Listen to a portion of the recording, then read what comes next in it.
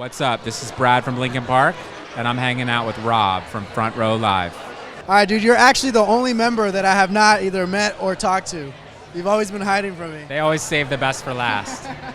I hear that every single time. How are you, man? I'm great. I'm stoked to be here.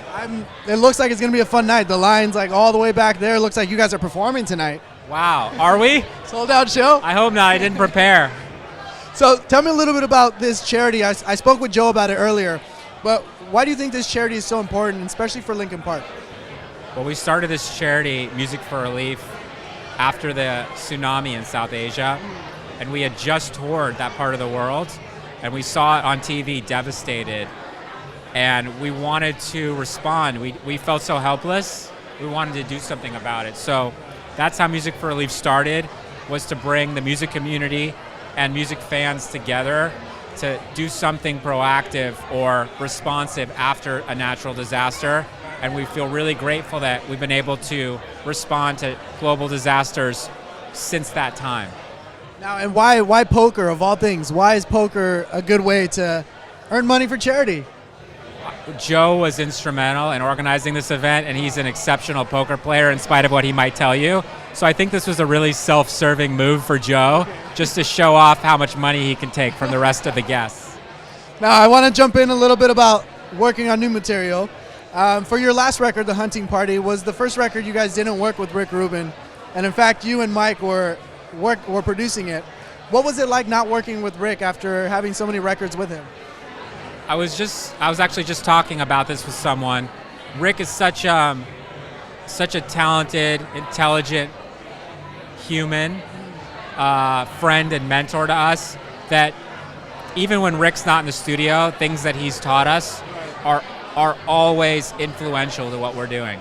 Years ago, because we always start out with track, more like how you'd write a rap song. That's what I was track, then you'd put the vocals on top of it.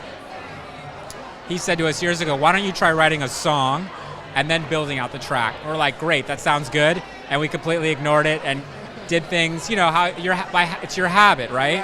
And this is actually the first album where we're writing songs. We have tons of songs, and now we're just choosing our favorite ones and starting to get into the style of what we're doing.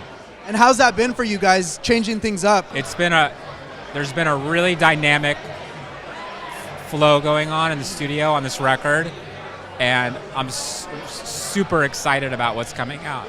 Now, I see on the updates you mentioned that there's a few people coming in and out to bounce out ideas. Anyone you can talk about?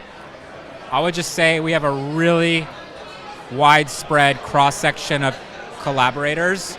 It's a very expansive, open record, and so we're just being also open-minded as to what comes out of it. We'll choose our favorite things, and then we'll work our asses off until we love them and want to share them with the rest of the world. Now, as far as trying new things, Blink-182 is also working on a new record. Have you guys talked about working with them, or vice I actually versa? pulled up next to Mark in the morning. Right. He was drinking his coffee.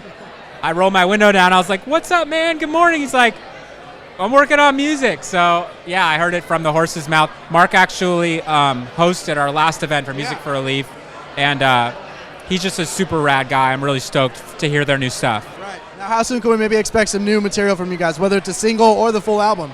Hopefully by the end of the year. Awesome. More tour plans? Or you guys gonna keep it chill this year? Everything really flows from the music. So whenever the music's ready, hopefully we'll start to tour right after that. But we never want to rush a record.